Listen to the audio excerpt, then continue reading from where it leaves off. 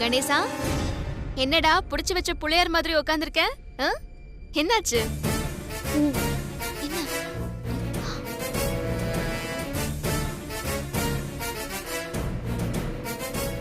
என்னப்பா ஏன் கோவமா இருக்கீங்க? கணேசன் வேற அமைதியா உட்கார்ந்திருக்கான். அவன் ஏதாவது தப்பு பண்ணிட்டானா? தப்பு பண்ணது அவன் இல்ல, நான் தான். ஊர்ல இருந்து உன்னை இங்க கூட்டிட்டு வந்த பாரு, அது என்னோட தப்பு தான்.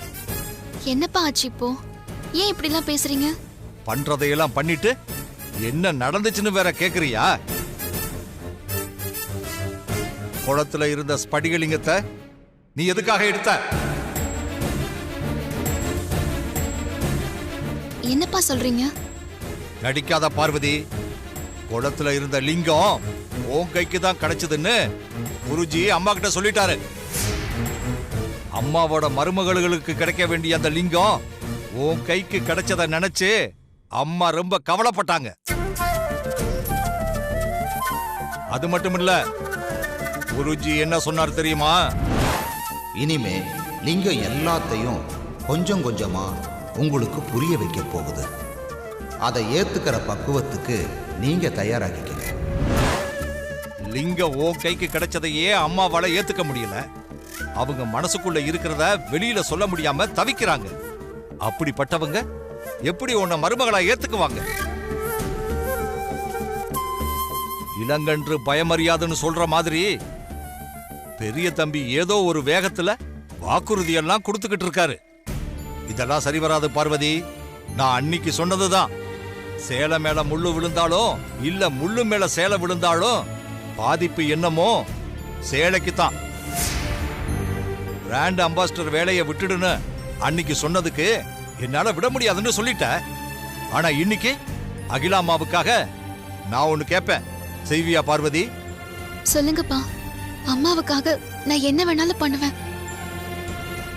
பெரிய தம்பியோட பழகுறத நிறுத்திக்கோ.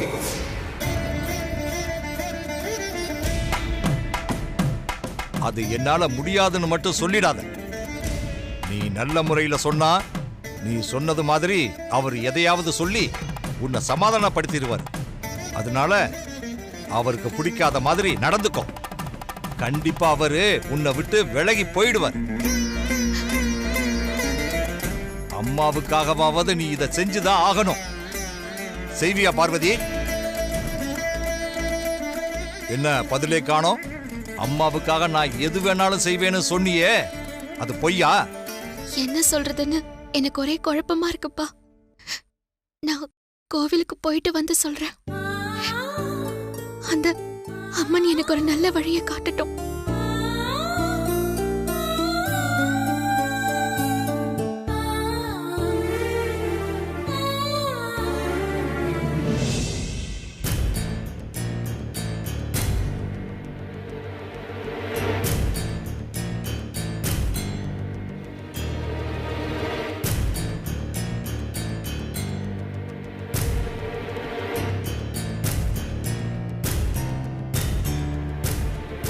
அகிலா,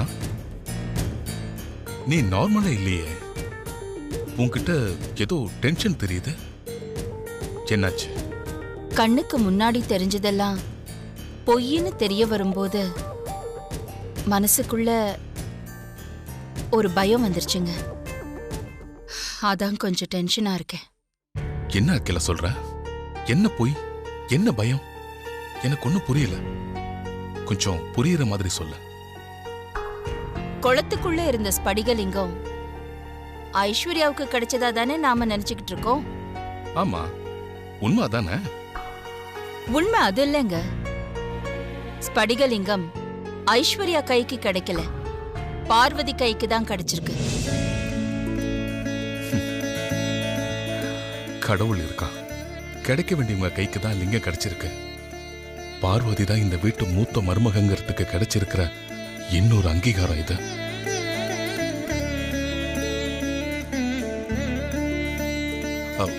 என்ன கிளா சொல்ற? நீ சொல்றது உண்மையா? பார்வதி கைக்கு தான் லிங்கம் கிடைச்சதுன்னு உனக்கு யார் சொன்னது? குருஜி. குருஜியா சொன்னாரு? தண்ணிக்கு மேல நடந்தது மட்டும்தான் எனக்கு தெரியும். தண்ணிக்குள்ள நடந்த விஷயத்த குருஜி என்கிட்ட சொல்லிட்டாரு. இனிமே லிங்கம் எல்லாத்தையும் கொஞ்சம் கொஞ்சமா உங்களுக்கு புரிய வைக்க போகுது. அதை ஏத்துக்கிற பக்குவத்துக்கு நீங்க தயாராகிக்கங்க. எப்பவுமே எனக்கு ஆறுதலா பேசுற குருஜி இந்த விஷயத்துல எதுக்காக இப்படி சொன்னார்னு எனக்கு புரியல. கடவுளுக்கு அடுத்த இடத்துல நான் அவரை வச்சிருக்கேன். ஆனா அவர் இப்படி சொல்வாருன்னு நான் கொஞ்சம் கூட எதிர்பார்க்கல. எனக்கு ஒண்ணுமே புரியலங்க. அகிலா கிட்ட பார்வதி விஷயத்தை எப்படி ஆரம்பிக்கிறது, எப்போ ஆரம்பிக்கிறதுன்னு காத்துக்கிட்டு இருந்தோம். இப்போ குருஜி ஆரம்பிச்சு வச்சிருக்காரு. இதை நாம கெட்டியா புடிச்சுக்க வேண்டியதுதான். அகிலா, கடவுளா இருந்தாலும் இப்படித்தான் நடக்கணும்னு விதி இருந்தா அப்படி நடந்துதானே தீரும். குருஜியும் அதைத்தானே சொல்லியிருக்காரு. கடவுளா இருந்தாலும் விதியை மாத்த முடியாது. அந்த விதியை ஏத்துக்கிற மனநிலைக்கு நீ தயாராயிக்கோன்னு குருஜி உன் நல்லதுக்கு தான் சொல்லியிருப்பாருன்னு நான் நினைக்கிறேன். அகிலா, உன் அறிவுக்கும் மனசுக்கும் படுறது சரியாதான் இருக்கும்னு குருஜி உன்கிட்ட சொன்னார்ல. இப்போ நீ சொல்லு, இந்த குடும்பத்து மருமகளுக்கு கிடைக்க வேண்டிய ஸ்படிகலிங்கம் பார்வதிக்கு கிடைச்சிருக்கு. எதனால இப்படிலாம் நடக்குது? இதெல்லாம் பார்க்கும்போது உன்னோட அறிவுக்கும் மனசுக்கும் என்ன தோணுது அகிலா? என்ன என்னங்க இதுதான் சந்தர்ப்பம் நினைச்சு என்ன ஆழம் பாக்குறீங்களா? இல்ல அகிலா, நீ போதும், நிறுத்துங்க. உங்க பிறந்த நாள் அன்னைக்கு ஆதியையும் பார்வதியும் சம்பந்தப்படுத்தி பார்வதிய மருமகளா ஏத்துக்க தயாரானீங்க. இப்பவும் நீங்க பேசுறத வச்சு பார்த்தா அதே மனநிலையில தான் இருக்கீங்கன்னு எனக்கு புரியுது. இல்ல அகிலா, குருஜி சொன்னது நடக்கிற சம்பவங்கள். எதுவும் பேசாதீங்க. ஏற்கனவே ஆதி பார்வதியோட ஜாதகத்தை பார்த்த ஜோசிக்காரன் கூட புருஷன் பொண்டாட்டி ஜாதகம் அதுதான் விதின்னு சொன்னான். அதுக்காக நான் அதை ஏத்துக்க முடியுமா? வேற எந்த விஷயத்துல வேணாலும் எல்லாம் விதிப்படி நடக்கட்டும்னு என்னால என்ன சமாதானப்படுத்திக்க முடியும். ஆனா இந்த ஆதிக்கடவுர் பரம்பரைக்கு ஒரு அவமானம், ஒரு கௌரவ குறைச்சல் ஏற்பட விதி இருக்குன்னு அந்த கடவுளே நேர்ல வந்து சொன்னாலும் நான் சமாதானமாகி விட்டு கொடுத்துற மாட்டேன். என்னோட அறிவுக்கும் மனசுக்கும் இப்படிதான் நடக்கும்னு தோணுது. ஆனா அதே அறிவும் மனசும் தான் பரம்பரை கௌரவத்துக்கு களங்கம் ஏற்படுற மாதிரி எதையும் அனுமதிக்காதேன்னு சொல்லுது. ஆதிக்கடவுர் பரம்பரையோட கௌரவத்துக்கு ஒரு களங்கம் ஏற்படணும்னு விதியே இருந்தாலும் அந்த விதிய நான் என் மதியால மாத்தி காட்டுவேன். அந்த முயற்சியில இந்த ஆதிக்கடவுர் அகிலாண்டேஸ்வரியோட உயிரே போனாலும் அத பத்தி எனக்கு எந்த கவலையும் இல்ல. எனக்கு என் பரம்பரை கௌரவம் தான் முக்கியம்.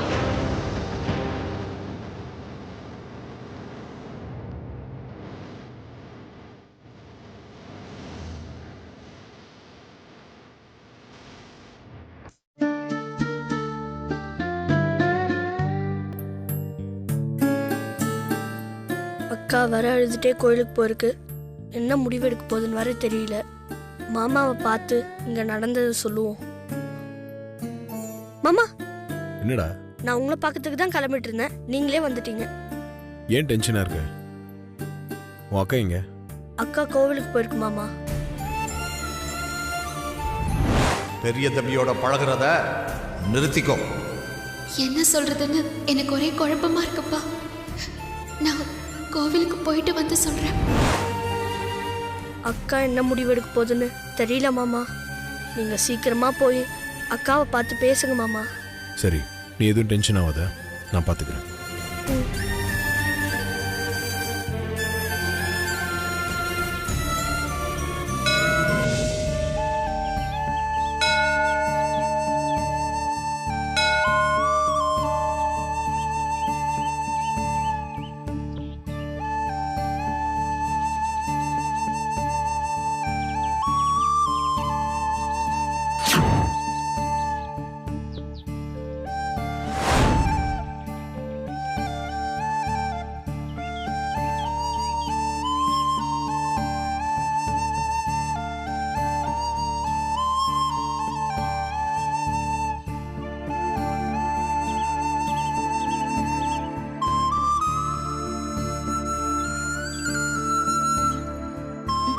மாமா பரவாயில்லையே உட்கார்.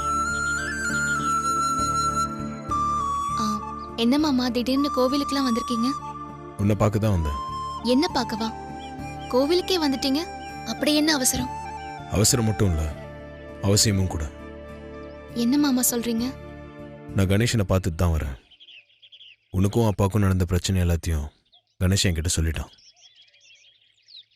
நடந்தது எப்படி என்கிட்ட சொல்றதுன்னு தாங்கிக்கிட்டு எதுவுமே நடக்காத மாதிரி சமாளிக்கிறிய? சாதாரணமாக சின்னதாக எதனா நடந்தாலே நீ பயந்துட்டு நம்ம பிரிஞ்சிடலான்னு சொல்லுவ. இப்போ இவ்வளோ பெரிய விஷயம் நடந்திருக்கு, நீ என்ன சொல்ல போற? நீ என்ன சொல்லுவேன்னு எனக்கே தெரியும். நம்ம பிரிஞ்சிடலான்னு சொல்லுவ, அப்படிதானே? நம்ம பிரிஞ்சிடலான்றதுக்கு நீ என்ன காரணம் சொன்னாலும் கண்டிப்பாக நான் அதை ஏற்றுக்க போகிறதில்ல. எப்பவும் போல நான் உன்னை சமாதானப்படுத்தி என் வழிக்கு கொண்டு வர தான் பார்ப்பேன். ஸோ பிரிஞ்சிடலான்னு மட்டும் தயவு செஞ்சு சொல்லாத.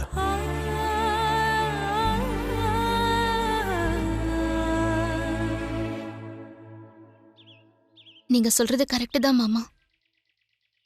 நாம பிரிஞ்சிடலாங்கிற எண்ணத்தோட தான் கோவிலுக்கு வந்தேன். ஆனா கோவிலுக்கு வந்ததுக்கு அப்புறம் ஆத்தா என் கண்ணை திறந்துட்டா. இனிமே இந்த உலகமே எதிர்த்தாலும் நம்ம பிரிஞ்சிடலான்னு சொல்ல மாட்டேன் மாமா.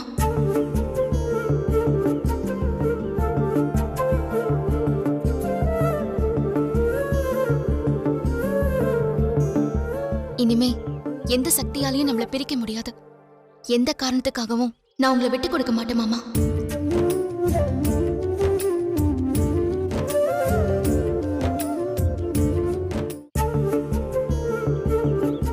நீ அப்படி பேசுற? இந்த ஒரு சிச்சுவேஷன்ல இப்படி ஒரு பதில உங்ககிட்ட இருந்து நான் எதிர்பார்க்கவே இல்லை. சரி, எப்படி திடீர்னு இப்படி மாறின? என்ன நடந்துச்சு?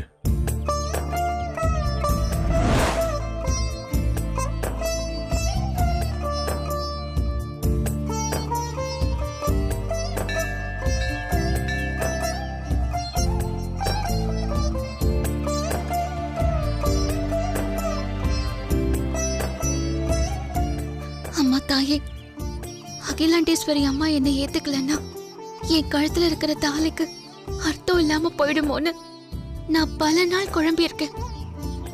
ஆனா இன்னைக்கு என் அப்பா பேசினதுல இருந்து நான் ரொம்ப குழம்பி போயிட்டேன்.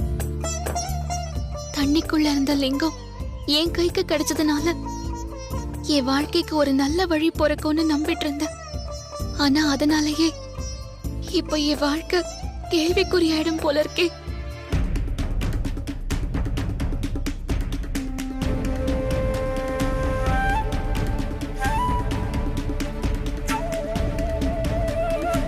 கொஞ்சம் கொஞ்சம் கொஞ்சம் பொறுத்துக்கம்மா, இதோ வந்தாச்சு.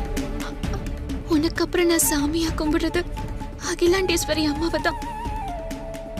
அவங்க தான் எனக்கு எல்லாம்.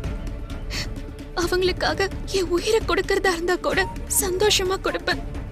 ஆனா என் அப்பா தாலி கட்டின புருஷனெல்லாம் விட்டு கொடுக்க சொல்றாரு. எனக்கு என்ன முடிவெடுக்கிறதுன்னு ஒரே குழப்பமா இருக்கு. அதனாலதான் உன்னை தேடி வந்திருக்கேன். என் குழப்பத்துக்கு நீதாமா ஒரு தெளிவை கொடுக்கணும். கொஞ்ச நேரம் வழி பொறுத்துக்கோ, கொஞ்ச தூரம் தாம்மா. அம்மா என்னால முடியலம்மா. ஆத்தா, இந்த பொண்ணு உன்னைத்தானே நம்பிக்கிட்டு இருக்கா. இவளுக்கு ஒரு நல்ல வழி காட்டக்கூடாதா? என்னாச்சுமா? சாமி, என் பொண்ணுக்கு நீங்களாவது கொஞ்சம் எடுத்து சொல்லுங்க சாமி.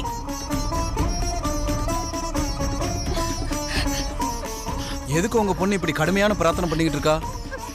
அவ புருஷன் திரும்பி வரணும், அவரோட சேர்ந்து வாழணும் தான் இப்படி கடுமையான பிரார்த்தனை பண்ணிட்டு இருக்கா சாமி. என்ன பிரச்சனை? அந்த பொண்ணோட புருஷன் எங்க இருக்காரு? தெரியல சாமி. அவர் எங்க இருக்காரு, உயிரோட இருக்காரா இல்லையான்னு கூட தெரியல. என்னமா சொல்றீங்க? என் பொண்ணு என் பேச்ச கேட்காம அவ இஷ்டப்படி ஒரு மீனவ குடும்பத்தை சேர்ந்த பையனை கல்யாணம் பண்ணிக்கிட்டா. கல்யாணம் பண்ண 6 மாசத்துல கடலுக்கு மீன் பிடிக்க போன இவ புருஷன் புயல்ல சிக்கி காணாம போயிட்டாரு. இவ புருஷன் காணாம போய் 4 வருஷம் ஆச்சு. அவரை பத்தி இது வரைக்கும் ஒரு தகவலும் கிடைக்கல. நாங்க எல்லாரும் அவர் உயிரோட இருக்கிறதுக்கு வாய்ப்பு இல்லைன்னு சொல்றோம். இருந்தா வந்திருப்பாருன்னு சொல்றோம். ஆனா என் பொண்ணு, என் புருஷன் திரும்பி வருவாரு, நாங்க சேர்ந்து வாழ்வோம், ஆத்தா என்ன புருஷனோட சேர்த்து வைப்பா, அவ என்ன கைவிட மாட்டான்னு சொல்லி இப்படி கடுமையான பிரார்த்தனை பண்ணிட்டு இருக்கா சாமி. என் பொண்ணோட நிலைமைய பார்த்து என் சொந்தக்கார பையன் அவளுக்கு மறுவாழ்வு கொடுக்க தயாரா இருக்கான் சாமி. ஆனா என் பொண்ணு அவன் நம்பிக்கையில உறுதியா இருக்கா. என் புருஷன் வந்துருவான், ஆத்தா என்ன சேர்த்து வைப்பான்னு யார் சொல்றதே கேட்க மாட்டேங்கிறா. நீங்களாவது கொஞ்சம் அவளுக்கு எடுத்து சொல்லுங்களேன். கவலைப்படாதீங்கம்மா, உங்க பொண்ணுகிட்ட நான் பேசுறேன்.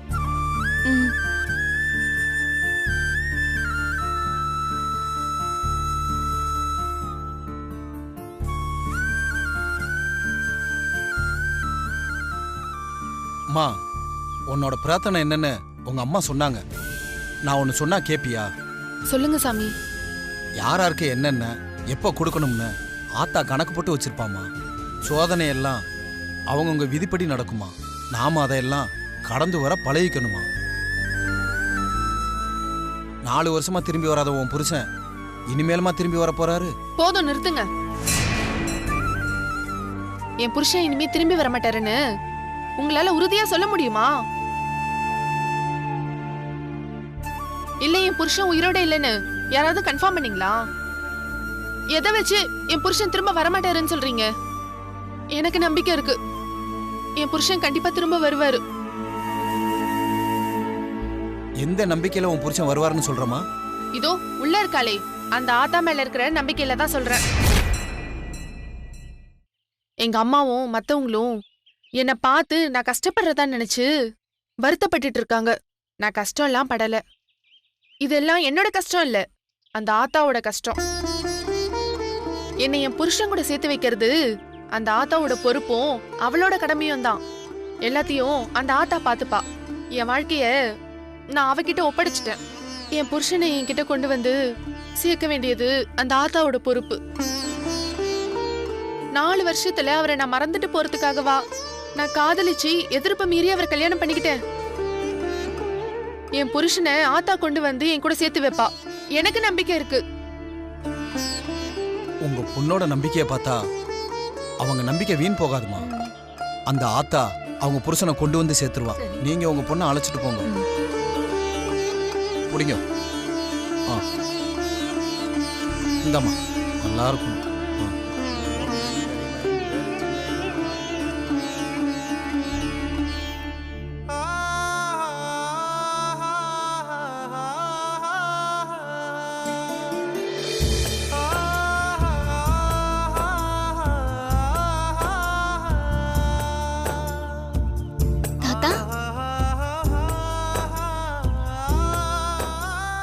தாத்தா, நீங்க எப்போ வந்தீங்க?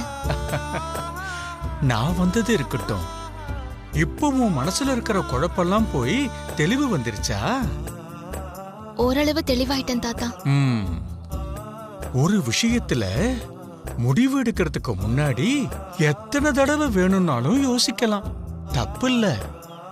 ஆனா யோசிச்சு ஒரு முடிவு எடுத்ததுக்கு அப்புறம் அத பத்தி ஒரு தடவை கூட குழப்பிக்க கூடாது.